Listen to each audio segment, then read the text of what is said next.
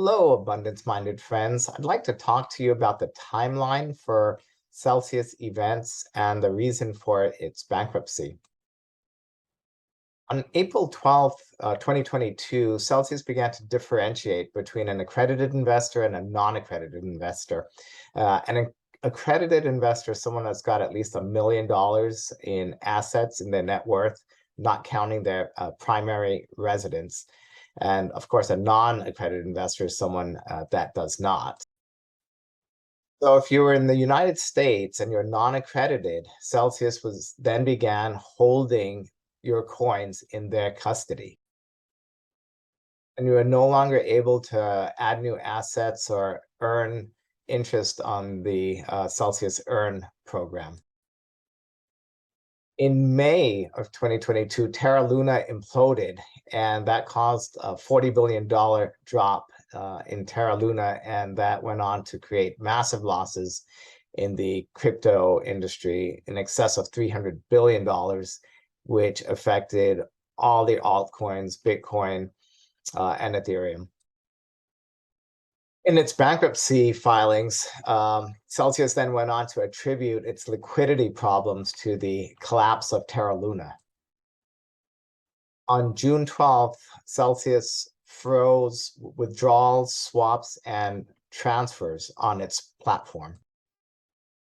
And the reason they gave for freezing the transfers and withdrawals was extreme market conditions. On June 30th, Celsius hired a restructuring expert by the name of Alvarez and Marcel. On July 3rd, Celsius laid off over 20% of their workforce. On July 7th, a DeFi aggregator, KeFi, filed a lawsuit against Celsius in New York court. They accused Celsius of engaging in market manipulation and not having proper accounting practice and standards in place to protect users' accounts. On July 13th, Celsius filed for bankruptcy protection in U.S. bankruptcy court.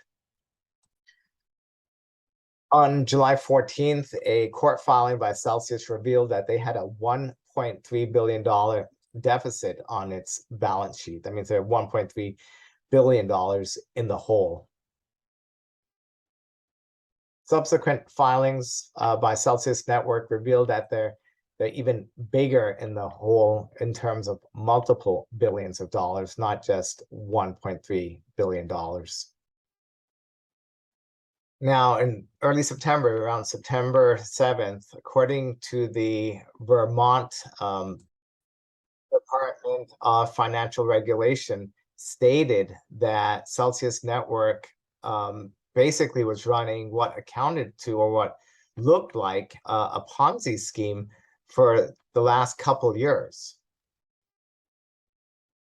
So unfortunately, it doesn't look like Alex Machinsky has been forthright and honest with a lot of people, especially if you look at his tweets on Twitter, where he talked about how great a financial position Celsius is in, and then compare that to court filings that show, hey, the financial position is in a terrible position.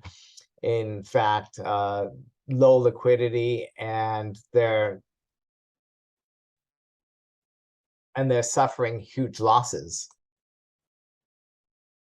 That's it for now, guys and girls. I'll keep you updated. Be sure to subscribe and hit that notification bell for future videos.